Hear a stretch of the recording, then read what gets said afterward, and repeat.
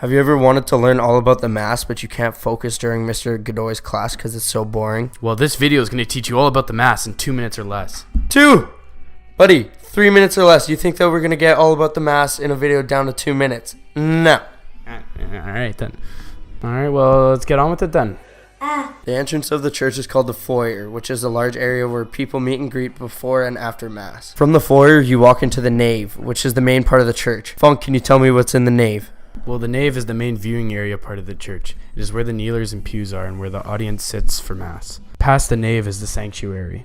The sanctuary is 3 steps higher than everything else in the church because it is the main focus of the church. The sanctuary holds the celebrant chairs, the ambo, and the altar. The altar is a very important part of the sanctuary because it's where the bread and the wine turns into the body and blood, which is called transubstantiation. Past the sanctuary is usually a big cross, not crucifix. All this comes together to make the Mass possible. The priest, the man that makes everything possible, gets dressed in the sacristy. This is where he puts on his vestments, which contains of a white alb underneath of a colored chasuble. It is in here that he also prepares the chalice and the ciborium. Some other important things include the baptismal font, the separate chapel, and the room of confession. The Mass itself contains of 4 different parts: the introductory rite, the liturgy of the word, the liturgy of the Eucharist, and the concluding rite. The first part, the introductory rite, is made up of the greeting and the opening prayer.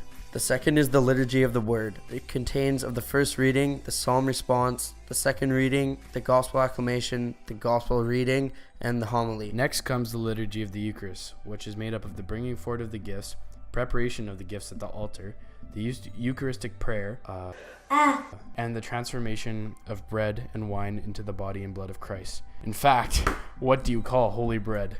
Jesus crust. Tip your waitress. And finally comes the concluding rite, where we are sent forth to go be servants of Jesus in the real world. And that's it. That's all you got to know. Be sure to subscribe if you're not already, and leave a like and a comment. And if this video gets to 50 likes, I'll throw a water balloon at Father David. We'll see you guys in the next video. Peace!